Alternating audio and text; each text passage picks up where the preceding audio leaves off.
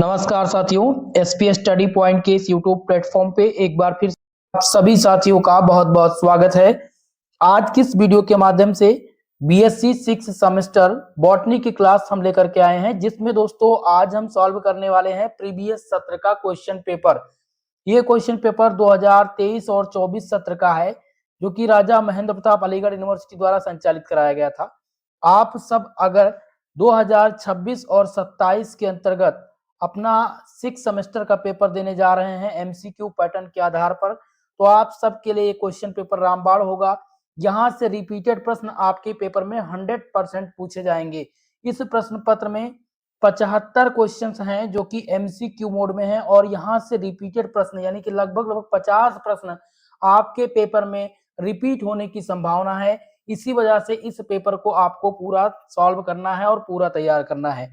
अब मैं एक इम्पॉर्टेंट चीज आपको बता दूं, जो राजा महेंद्र प्रताप अलीगढ़ यूनिवर्सिटी के स्टूडेंट हैं उनके लिए तो इम्पॉर्टेंट ही है, साथ ही साथ आप चाहे सिद्धार्थ यूनिवर्सिटी से हो, या आप डीडीयू गोरखपुर विश्वविद्यालय से हो, या आपका एमएसयू मां शाकुंभरी विश्वविद्यालय सहारनपुर हो, बीयू झांसी से हो, आप एमजेपीआरयू बरेली विश्वविद्यालय से हो यानी रोहिलखंड विश्वविद्यालय से आप हो, कानपुर विश्वविद्यालय से हो, आगरा यूनिवर्सिटी से हो, या आपका महात्मा गांधी काशी विद्यापीठ हो, माँ पाटेश्वरी विश्वविद्यालय, माँ विंध्यवासिनी विश्वविद्यालय, इन सभी यूनिवर्सिटी के लिए दोस्तों मोस्ट इंपॉर्टेंट है। तो यूपी के स्टेट और बिहार यूनिवर्सिटी के लगभग सभी छात्रों का पाठ्यक्रम सेम है, तो सब के लिए ये क्लास इंपॉर्टेंट होगी। बॉटनी में आप सबको पता है कि 6 सेमेस्टर में आपको 2 पेपर देने हैं, तो ये आपका है बॉटनी का पेपर फर्स्ट, जिसका पेपर टाइटल है cytogenetics, plant breathing and nano technology. ये आपका पेपर टाइटल है, ठीक है। और इस प्रश्न पत्र को सॉल्व करने के लिए आपको 2 घंटे का समय दिया जाएगा। कुछ विश्वविद्यालय में 1.5 घंटे का समय मिलेगा आपको, ठीक है। ये यूनिवर्सिटी पर डिपेंड करता है। बाकी प्रश्न इसमें पूछे जाएंगे 75 एमसीक्यू मोड में। कुछ विश्वविद्यालय में 100 प्रश्न आएंगे और कुछ में 50 प्रश्न। पहला क्वेश्चन है कि गुणसूत्र जिसमें बिखरे हुए सेंट्रोमियर यानी कि डिफ्यूज सेंट्रोमियर पाए जाते हैं, उनको क्या कहा जाता है? ऑप्शन ए है मेटासेंट्रिक, बी ऑप्शन आपका पॉलीसेंट्रिक, ऑप्शन सी है एक्रोसेंट्रिक, और डी दिया गया टीलोसेंट्रिक। तो आपको बता दें दोस्तों कि जिस क्रोमोसोम में सेंट्रियोमेयर एक जगह ना होकर के पूरे क्रोमोसोम में फैला रहता है, उसको पॉलीसेंट्रिक क्रोमोसोम्स कहते हैं। क्या कहते हैं? पॉलीसेंट्रिक क्रोमोसोम्स कहते हैं। तो ऑप्शन बी इसमें आपका राइट उत्तर हो जाएगा। नेक्स्ट क्वेश्चन है प्रश्न नंबर 2, और दूसरा क्वेश्चन ध्यान दीजिएगा। क्वेश्चन है कि Balbiani rings are found in chromosomes, यानी कि गुणसूत्र में वाल्वियानी वलय पाई जाती है, यानी किस गुणसूत्र में वाल्वियानी वलय पाई जाती है? पहला ऑप्शन है लैम्पोस, बी ऑप्शन आपका है बीटा, सी है पॉलीटीन, और डी है मनुष्य। तो आपको बता दें कि वाल्वियानी रिंग्स पॉलीटीन क्रोमोसोम्स में पाए जाते हैं, और ये जीन एक्टिवली के स्थान पर ये अपना स्थान देते हैं, ठीक है। तो यहाँ पर आपका जो सही उत्तर हो जाएगा polytene. Okay, option number C correct उत्तर हो जाएगा। अगला क्वेश्चन है प्रश्न नंबर 3, duplication of DNA occurs in phase, DNA का द्विगुणन किस अवस्था में होता है? तो दोस्तों याद रखेंगे कि डीएनए का जो द्विगुणन है वो एस फेज में होता है, इसलिए ऑप्शन सी सही उत्तर हो जाएगा तीसरे प्रश्न का उत्तर। नेक्स्ट क्वेश्चन है प्रश्न नंबर 4, और चौथा प्रश्न है how many mitotic division should occur in root tip cell in produce 64 cells, यानी एक सेल एक मूल कोशिका से 64 कोशिका बनाने के लिए कितने समसूत्री विभाजन की आवश्यकता होगी? तो समसूत्री विभाजन की जो आवश्यकता होगी दोस्तों वो कितनी होगी? 8 समसूत्री विभाजन की आवश्यकता होगी, इसलिए आंसर हो जाएगा ऑप्शन नंबर डी राइट उत्तर। चलिए अगला क्वेश्चन लेते हैं, और नेक्स्ट क्वेश्चन है प्रश्न नंबर 5। पांचवा क्वेश्चन क्या दिया गया है दोस्तों, ध्यान दीजिएगा। Cri du chat syndrome, cri du chat syndrome के कारण उत्पन्न होता है। Case of cri du chat syndrome is, पहला ऑप्शन ए जिसमें प्रतिलोमन, द्विगुणन, सी ऑप्शन है विलोपन या हीनता, और डी है स्थानांतरण। तो आपको बता दें काई-टू चार्ट सिंड्रोम के कारण विलोपन या हीनता, जिसे डिलीशन बोलते हैं, इनके कारण ये उत्पन्न होता है। तो ऑप्शन नंबर आपका सी करेक्ट उत्तर हो जाएगा, ठीक है। तो काई-डू चार्ट सिंड्रोम विलोपन या हीनता के कारण उत्पन्न होता है। अगला प्रश्न है प्रश्न नंबर 6, और 6 नंबर क्वेश्चन है दोस्तों, ध्यान दीजिएगा प्रश्न नंबर 6 की तरफ। क्वेश्चन कह रहा है कि द्विन्यून सूत्रण द्वारा प्रदर्शित होती है। तो द्विन्यून सूत्रण जो होती है प्रदर्शित किससे होती है? 2n-2 से ये प्रदर्शित होता है। ऑप्शन नंबर आपका 20 में राइट उत्तर हो जाएगा। नेक्स्ट क्वेश्चन है प्रश्न नंबर 7, सातवां क्वेश्चन, जिसमें प्रश्न आया हुआ है कि षडगुणित गेहूं में गुणसूत्रों की कुल संख्या 42 होती है, तब गेहूं के एक गुणित एवं अगुणित गुणसूत्रों की संख्या बताइए। तो इनकी जो संख्या होगी वो 7 और 21 होगी। ऑप्शन नंबर ए इसमें आपका राइट उत्तर होगा। नेक्स्ट क्वेश्चन है प्रश्न नंबर 8, ध्यान दीजिएगा। आठवां क्वेश्चन है कि DNA is made up of, DNA किससे मिलकर के बना होता है? तो डीएनए में नाइट्रोजनस क्षार, डाईऑक्सीराइबोज शर्करा और फास्फेट ये कंपोस्ट होते हैं, तब डीएनए मिलता है। ठीक है, तो डीएनए अगर कहा जाए कि DNA is made up of, तो आप क्या लगाएंगे? Nitrogenous base plus deoxy ribose sugar plus phosphate. Okay, option number A इस प्रश्न का सही उत्तर होगा। नेक्स्ट क्वेश्चन देखेंगे प्रश्न नंबर 9, और 9 नंबर क्वेश्चन है कि जब दो जोड़े विपरीत लक्षण किसी संक्रमण क्रॉस के लिए चुने जाते हैं, तब वो क्या कहलाते हैं? बहुत ही इंपॉर्टेंट क्वेश्चन है। ठीक है, क्वेश्चन क्या कह रहा है कि जब किसी क्रॉस में दो कॉन्ट्रास्टिंग कैरेक्टर यानी दो लक्षण लिए जाते हैं, तो उसे डाई हाइब्रिड क्रॉस बोलते हैं। क्या बोलते हैं? Dihybrid cross.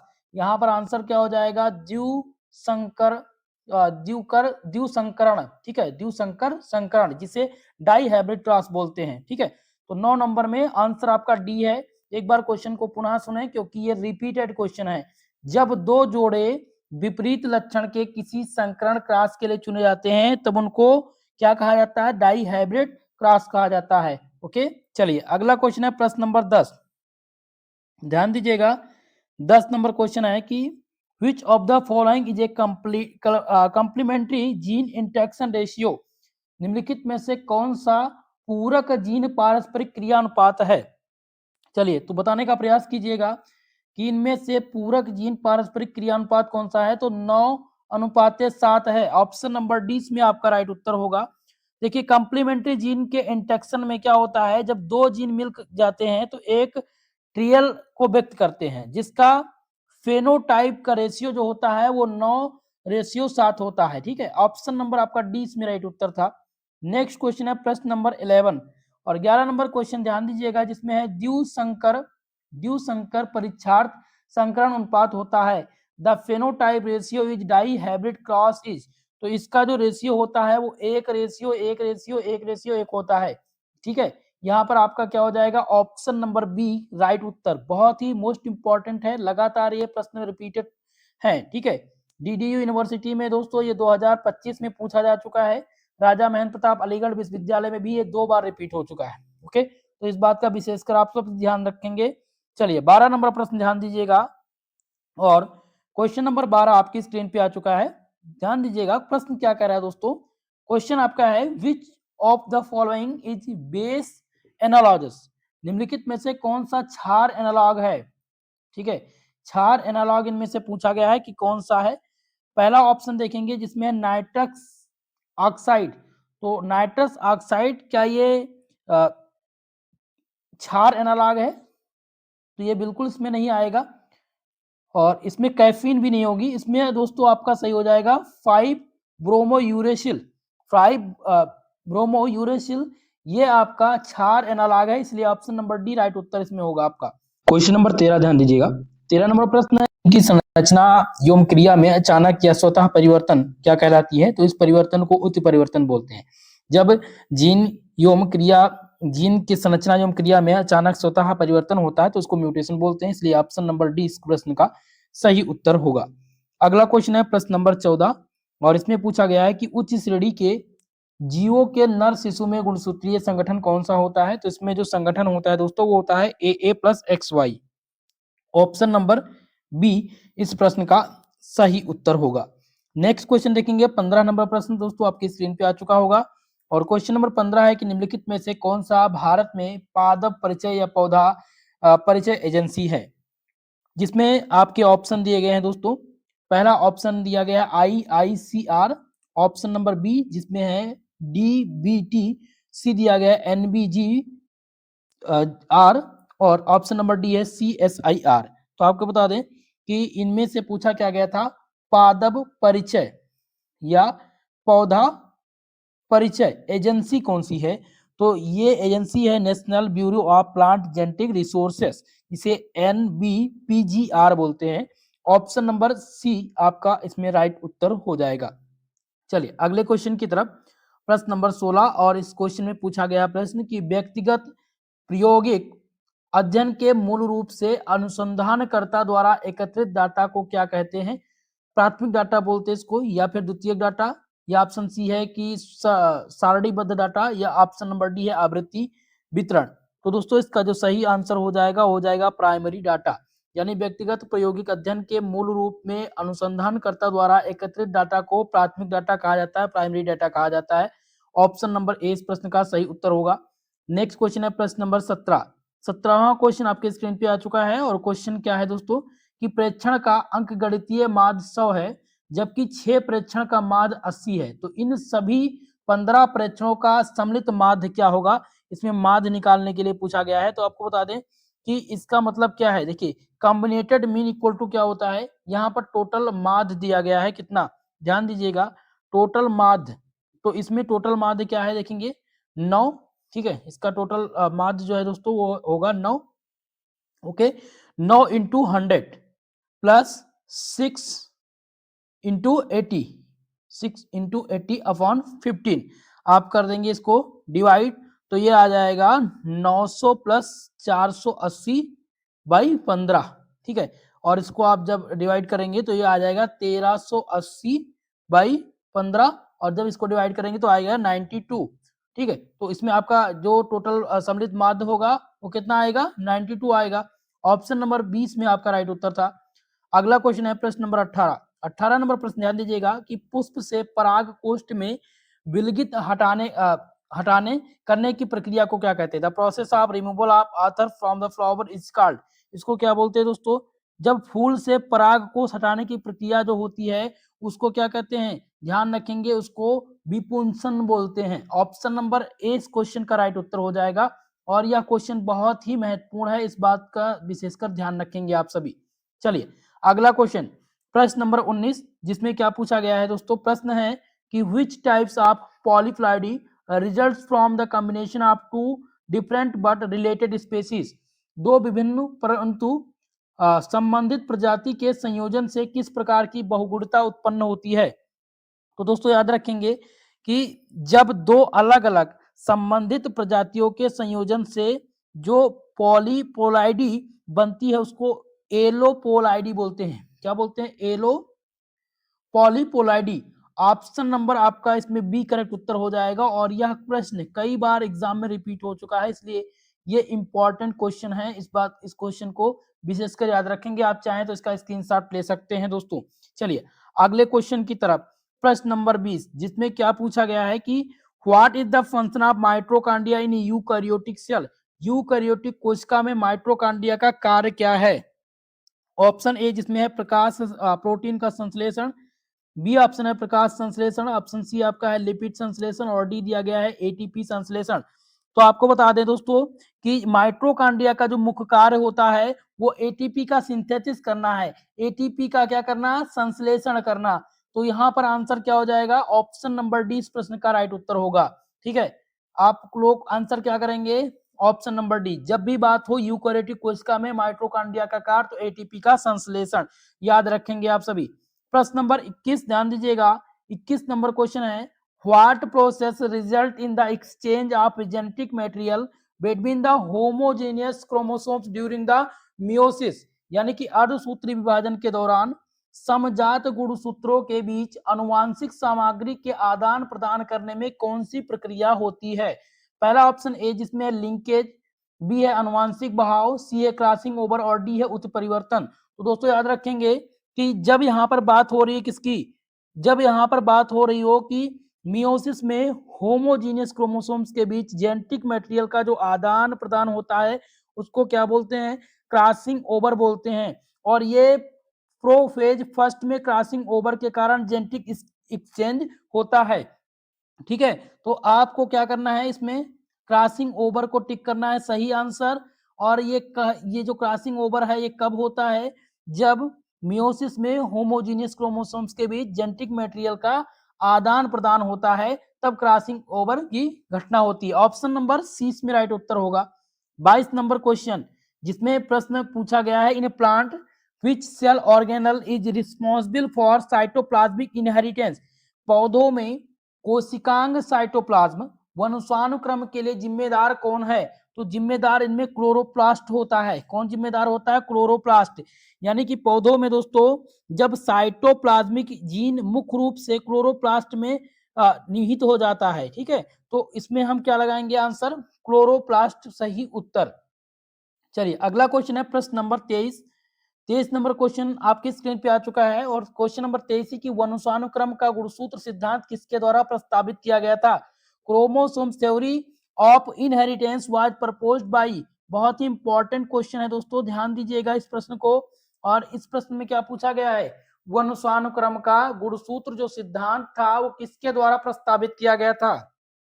तो दोस्तों याद रखेंगे, ये जो प्रस्तावित किया गया था ये वाल्टर सटन और थियोडोर वॉवरी के द्वारा दिया गया था। ऑप्शन नंबर ए इस प्रश्न का सही उत्तर होगा। नेक्स्ट क्वेश्चन है प्रश्न नंबर 24 और 24 नंबर क्वेश्चन में प्रश्न पूछा गया है कि दो मूल पौधों के नियंत्रित संकरण से उत्पन्न होने वाली संतान को क्या कहते हैं।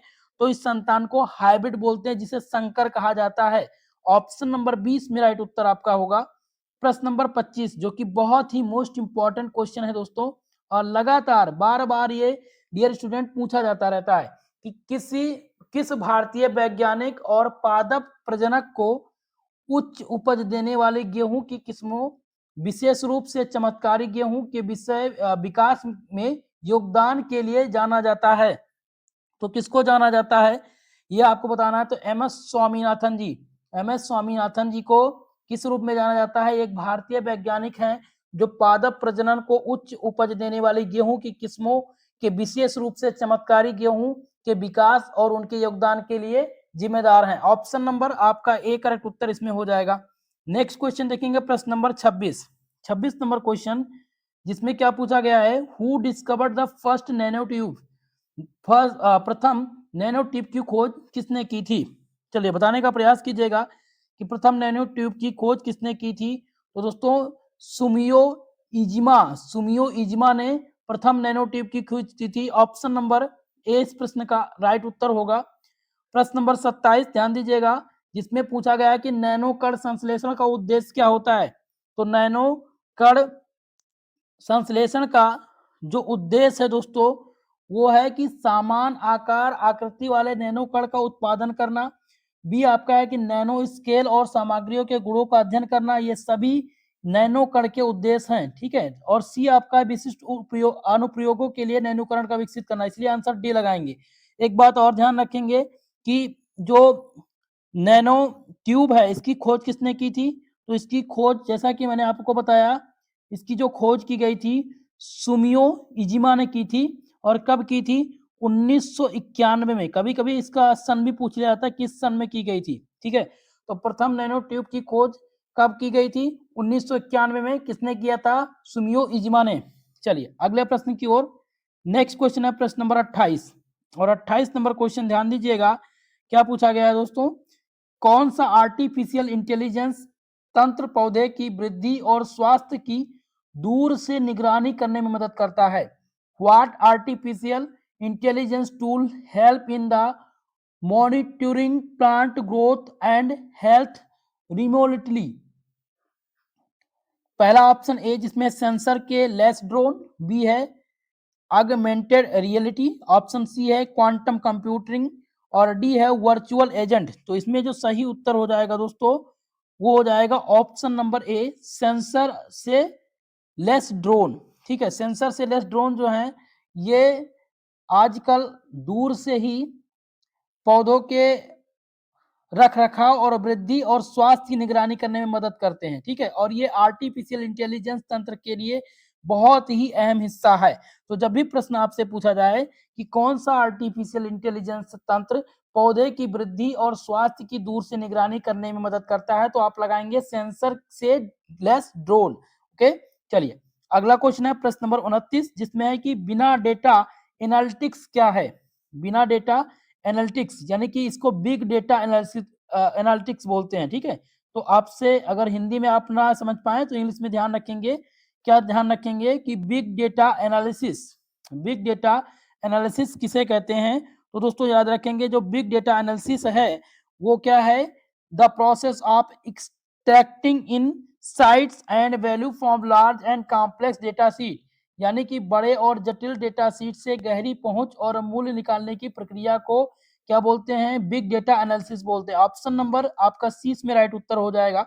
नेक्स्ट क्वेश्चन है दोस्तों प्रश्न नंबर 30 और बहुत ही महत्वपूर्ण क्वेश्चन है, इसको देखिएगा। ये आपका इंपॉर्टेंट क्वेश्चन क्या है, आईओटी क्या है। आईओटी क्या है, ये एक प्रकार का इंटरनेट ऑफ थिंकिंग है। क्या है ये, internet of thinking. Option number C इस प्रश्न का सही उत्तर हो जाएगा और ये एग्जाम में पूछा जा चुका है, इसलिए 30 नंबर क्वेश्चन को आप लोग इंपॉर्टेंट मानकर इसको टिक लगा लेंगे, ठीक है। ऑप्शन नंबर कौन सा सही है, इंटरनेट ऑफ थिंग्स। चलिए अगले प्रश्न की ओर, प्रश्न नंबर 31 और इसमें क्या पूछा गया है कि निम्नलिखित में से कौन सा शैक्षिक नेटवर्क मुख्य रूप से भारत में उच्च शिक्षा संस्थानों को शैक्षणिक संस्थान और जानकारी प्रदान करने पर केंद्रित है। ऑप्शन ए जिसमें क्या दिया गया है, INFLIBNET, ठीक है, INCNET, BRNET और ऑप्शन डी है NINJA, ठीक है। तो इसका जो सही उत्तर हो जाएगा option number A INFLIBNET Bharat में विश्वविद्यालयों को पुस्तकालय और डिजिटल संसाधन में उपलब्ध कराता है। ए ऑप्शन नंबर ए इसमें आपका राइट उत्तर हो जाएगा। अगला क्वेश्चन प्रश्न नंबर है 32, जिसमें पूछा गया है कि संकर चयन में किस पीढ़ी का प्रदर्शन आमतौर पर मूल्यांकन किया जाता है और बीज उत्पादन के लिए उपयोग किया जाता है। तो ये F1 जनरेशन, F1 पीढ़ी के लिए, क्योंकि F1 पीढ़ी में हाइब्रिड बिगर जो हाइड्रोसिस होता है अधिक होता है, इसलिए इसे बीज उत्पादन के लिए प्रयोग करते हैं। अगला क्वेश्चन है प्रश्न नंबर 33, ध्यान दीजिएगा। और 33 नंबर क्वेश्चन में क्या है दोस्तों कि बायोस्टैटिक्स का जनक किसे माना जाता है। तो 34 नंबर क्वेश्चन है कि अंतः प्रजनन अवसाद अक्सर निम्नलिखित में वृद्धि के साथ जोड़ा जाता है। In breathing distress is often associated with the increases in, पहला ऑप्शन ए जिसमें है समयुग्मजता, ऑप्शन बी दिया गया है पेलियोट्रोपिज्म, ऑप्शन नंबर सी है हेट्रोजाइगोसिटी और डी है संकर ओज। तो दोस्तों इसमें जो राइट उत्तर आपका हो जाएगा, सही आंसर जो हो जाएगा वो क्या हो जाएगा, आपका हो जाएगा होमोजाइगोसिटी यानी कि समयुग्मजता। ऑप्शन नंबर ए इसमें करेक्ट उत्तर हो जाएगा इस क्वेश्चन का।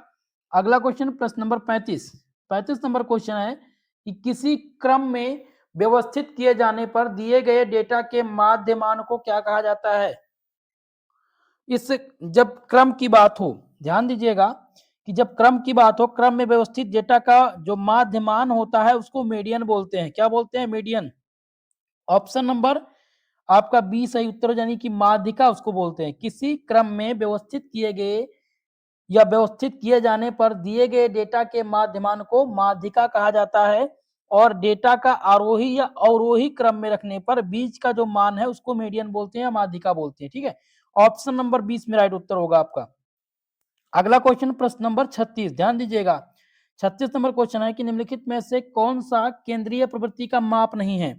तो केंद्रीय प्रवृत्ति का माप इनमें से पूछा गया नहीं है, ठीक है। तो माध्य और माध्यिका ये केंद्रीय प्रवृत्ति के माप के अंतर्गत आते हैं, बहुलक आता है, लेकिन परास यानी रेंज इसमें नहीं आता। ऑप्शन नंबर डी आपका राइट उत्तर हो जाएगा, ठीक है। तो अगर आपसे क्वेश्चन पूछे एग्जाम में कि भाई इनमें से केंद्रीय प्रवृत्ति के माप कौन कौन से हैं, तो माध्यिका, माध्य और बहुलक ये क्या है, ये केंद्रीय प्रवृत्ति के माप हैं, लेकिन रेंज इसके अंतर्गत नहीं आता है, ठीक है। चलिए अगले क्वेश्चन की तरफ, प्रश्न नंबर 37 जिसमें है कि काई वर्ग परीक्षण किसके द्वारा विकसित किया गया था।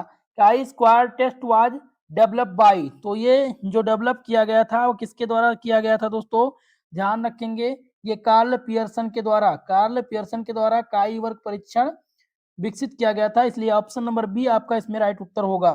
प्रश्न नंबर 38 ध्यान दीजिएगा, 38 नंबर क्वेश्चन आपकी स्क्रीन पे आ चुका है और इसमें क्या पूछा गया दोस्तों कि अध्ययन के लिए चयनित आबादी के एक भाग को क्या कहा जाता है, a portion of a population selected for study referred to as, जिससे सैंपल बोलते हैं यानी नमूना, बी आपका पैरामीटर, सी आपका है हाइपोथेसिस और डी दिया गया रैंडम वेरिएबल।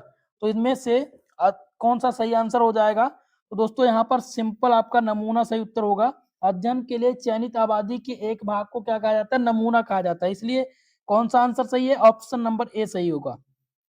चलिए प्रश्न नंबर 39, और यह क्वेश्चन बहुत ही महत्वपूर्ण है दोस्तों, ध्यान रखेंगे इस क्वेश्चन को, यह आपका इंपॉर्टेंट क्वेश्चन है।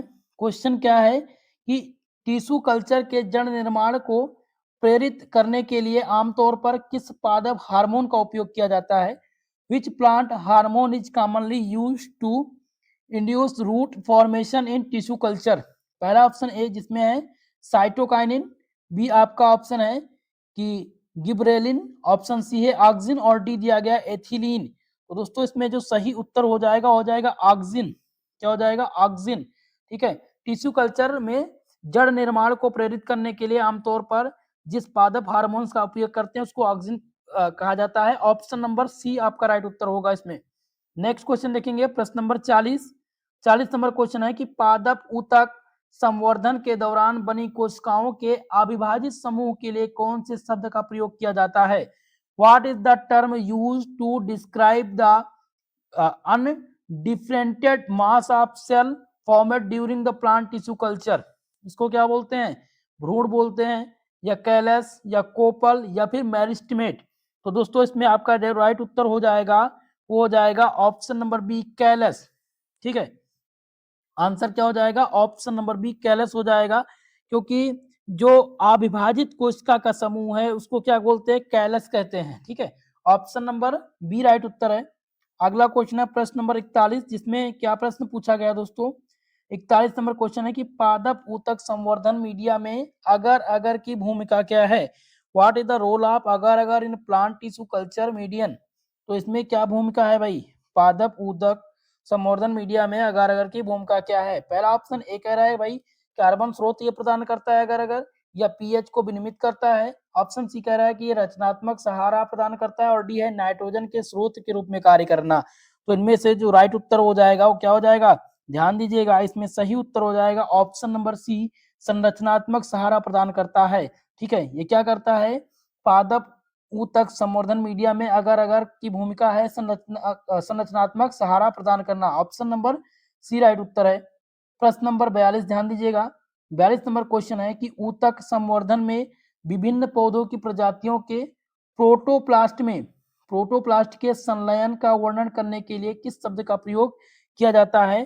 तो जो शब्द प्रयोग किया जाता है दोस्तों उसको क्या बोलते हैं, उसको सोमेटिक हाइब्रिडाइजेशन बोलते हैं, जिसे हिंदी में कहा जाता है दैहिक संकरण। ऑप्शन नंबर बी इसमें आपका राइट उत्तर हो जाएगा। चलिए अगले क्वेश्चन की तरफ, क्वेश्चन नंबर आया 43, जिसमें पूछा गया क्वेश्चन कि वायरस मुक्त पौधों को इसके माध्यम से उगाया जाता है, virus free plant can be released through, यानी कि जो वायरस मुक्त पौधे होते हैं वो किसके माध्यम से उगाए जाते हैं। तो दोस्तों ये जो उगाए जाते हैं वो मेरिस्टेमेट कल्चर के द्वारा वायरस मुक्त पौधे उगाए जाते हैं। ऑप्शन नंबर सी इस क्वेश्चन में आपका राइट उत्तर हो जाएगा। नेक्स्ट क्वेश्चन है प्रश्न नंबर 44, और यह बहुत ही मोस्ट इंपॉर्टेंट क्वेश्चन है, इसको आप इंपॉर्टेंट पहले ही नोट कर लीजिएगा, क्योंकि क्वेश्चन क्या है, शोध गंगा क्या है, व्हाट इज द शोध गंगा। क्वेश्चन क्या पूछा गया दोस्तों, शोध गंगा पूछा गया है कि शोध गंगा क्या है।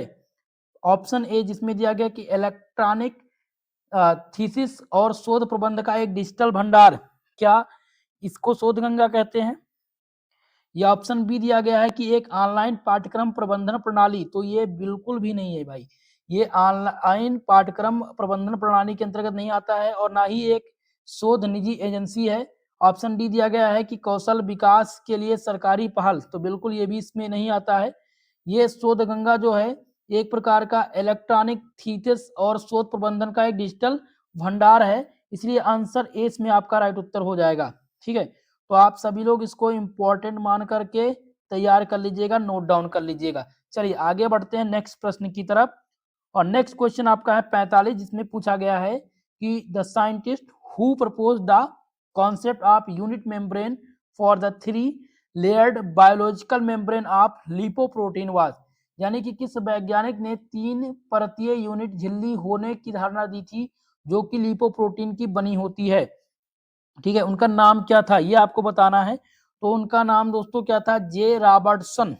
जे रॉबर्टसन ने ये जो है ये धारणा दी थी। तो जे रॉबर्टसन जी ये एक वैज्ञानिक थे जिन्होंने 3 परतीय यूनिट झिल्ली होने की धारणा दी थी जो कि लिपोप्रोटीन से मिलकर के बनी होती है। ठीक है, तो ये क्वेश्चन भी आपका इंपॉर्टेंट है और इसमें आंसर हो जाएगा ऑप्शन नंबर डी आपका राइट उत्तर। क्लियर है। चलिए दोस्तों, आप सबसे निवेदन है वीडियो को लाइक शेयर कर दीजिए भाई, और जितने भी छात्र हमारे जुड़ चुके हैं नए, सभी से निवेदन है वीडियो को लाइक शेयर कर दीजिएगा, और चैनल पर नए हैं तो चैनल को सब्सक्राइब जरूर कर लीजिएगा।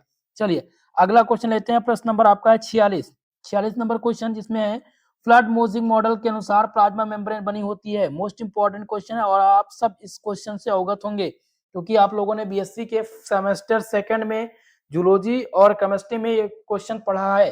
ठीक है, और फर्स्ट सेमेस्टर के जूलॉजी में भी पढ़ा था। ठीक है, तो फ्लड मोजिंग मॉडल के अनुसार प्लाज्मा मेम्ब्रेन बनी होती है, ये आपको बताना है। पहला ऑप्शन है सेलुलोज और हेमीसेलुलोज से। बी ऑप्शन कह रहा है कि फास्फोलिपिड और हेमीसेलुलोज से। फास्फोलिपिड एक्सट्रिक और इन एस्ट्रिक प्रोटीन से। ऑप्शन नंबर डी है फास्फोलिपिड और इंगिटल प्रोटीन से।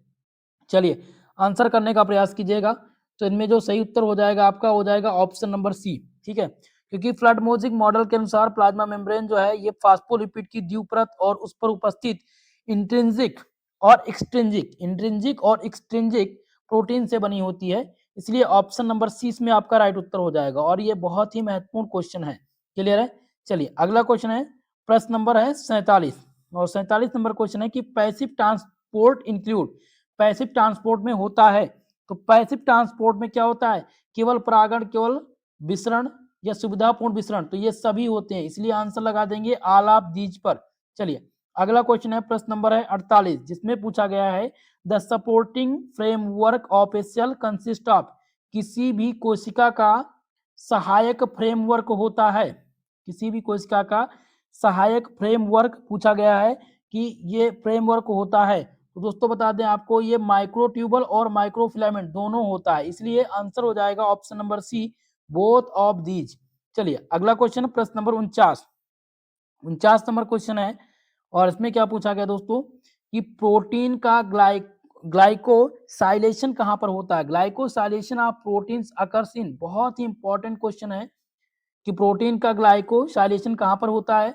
ऑप्शन ए जिसमें गाल्जी के ट्रांस कक्ष में, बी ऑप्शन है कि एंडोप्लाज्मिक रेटिकुलम, सी ऑप्शन है माइटोकॉन्ड्रिया, और डी है श्रावण वेसिकल्स में। तो आपको बता दें दोस्तों प्रोटीन का जो ग्लाइकोसाइलेशन होता है ये कहां पर होता है, ये एंडोप्लाज्मिक रेटिकुलम में होता है। कहां पर होता है, एंडोप्लाज्मिक रेटिकुलम। ऑप्शन नंबर आपका 20 में राइट उत्तर हो जाएगा। चलिए अगले क्वेश्चन की तरफ बढ़ते हैं। नेक्स्ट क्वेश्चन है प्रश्न नंबर 50, और 50 नंबर क्वेश्चन में पूछा गया है endoplasmic reticulum was first discovered by, endoplasmic reticulum को सबसे पहले किसने खोजा था। ऑप्शन ए जिसमें क्या दिया गया है दोस्तों, पोर्टर, बी है सटन, ऑप्शन सी दिया गया है वाटसन, और डी दिया गया है डी बेरी। चलिए बताने का प्रयास कीजिएगा कि एंडोप्लाज्मिक रेटिकुलम को सबसे पहले किसने खोजा था। तो दोस्तों याद रखेंगे एंडोप्लाज्मिक रेटिकुलम को सर्वप्रथम जो खोजा था उनका नाम था पोर्टर। किसने खोजा था, पोर्टर ने खोजा था, इसलिए ऑप्शन नंबर ए इसमें आपका राइट उत्तर हो जाएगा। चलिए, और पोर्टर ने कब खोजा था, याद रखेंगे 1945 में। 1945 में पोर्टर ने एंडोप्लाज्मिक रेटिकुलम को खोजा था। और इन्होंने कब देखा था, इन्होंने 1945 में सबसे पहले इलेक्ट्रॉन माइक्रोस्कोप से एंडोप्लाज्मिक रेटिकुलम की खोज की थी। ठीक है, तो याद रखेंगे अगर पूछा जाए आपसे कि एंडोप्लाज्मिक रेटिकुलम को सबसे पहले किसने खोजा, तो पोर्टर, और कब खोजा, तो याद रखेंगे 1945। क्लियर है। चलिए आगे बढ़ते हैं, प्रश्न नंबर 51 जिसमें है कि किस कोशिकांग में हाइड्रोलाइटिक एंजाइम पाए जाते हैं? The cell organelle which contain hydrolytic enzyme are called. पहला ऑप्शन ए जिसमें दिया गया है माइक्रोसोम्स, लाइसोसोम्स, ऑप्शन सी है ऑफिस ऑक्सीसोम्स और डी है राइबोसोम्स। दोस्तों इसमें जो सही उत्तर हो जाएगा आपका हो जाएगा ऑप्शन नंबर बी लाइसोसोम्स। ठीक है, यानी कि लाइसोसोम्स कोशिकांग में हाइड्रोलाइटिक एंजाइम पाए जाते हैं, इसलिए आंसर लगा देंगे ऑप्शन नंबर बी पर राइट उत्तर। चलिए अगला क्वेश्चन है प्रश्न नंबर 52 और बहुत ही इंपॉर्टेंट क्वेश्चन है, ध्यान दीजिएगा 52 नंबर प्रश्न, इसको इंपॉर्टेंट आप पहले ही नोट डाउन कर लीजिएगा क्योंकि क्वेश्चन है Krebs cycle takes place mainly in the. जो क्रेब्स साइकिल है यानी क्रेब्स चक्र है ये मुख्यतः निम्नलिखित में से कहां पर चलता है, ये कहां पर मेनली प्लेस्ड होता है? तो दोस्तों ये माइट्रोकांडिया में, ये माइट्रोकांडिया में हमेशा प्लेस्ड होता है। ऑप्शन नंबर सी आपका राइट उत्तर हो जाएगा इसमें। ठीक है, क्रेब्स साइकिल या साइट्रिक एसिड साइकिल ये माइट्रोकांडिया के मैट्रिक्स में होते हैं, इसलिए क्या लगाएंगे ऑप्शन सी पर लगा देंगे सही उत्तर। चलिए अगला क्वेश्चन है प्रश्न नंबर 53 और 53 नंबर क्वेश्चन भी आपका इंपॉर्टेंट क्वेश्चन है, रिपीटेड क्वेश्चन है। ठीक है, क्वेश्चन है in plant cell peroxisomes are consulted with, यानी कि पादप कोशिका में प्रॉक्सिसोम किससे संबंधित होते हैं? पहला ऑप्शन ए जिसमें दिया गया क्रेब्स चक्र, बी आपका है फोटोरेस्पिरेशन, सी आपका है ग्लाइकोलाइसिस और डी है पैकेजिंग। तो दोस्तों इसमें जो सही उत्तर हो जाएगा फोटो रेस्पिरेशन, यानी कि पौधों की कोशिका में पराक्सीसोम मुख्य रूप से फोटो रेस्पिरेशन प्रक्रिया से जुड़े होते हैं। तो आंसर क्या लगाएंगे 53 नंबर प्रश्न का ऑप्शन नंबर बी सही उत्तर। ठीक है, और एक बार इसको समझ लीजिएगा कि पादप कोशिका में अगर पूछा जाए पराक्सीसोम किससे संबंधित होते हैं तो फोटो रेस्पिरेशन से संबंधित होते हैं।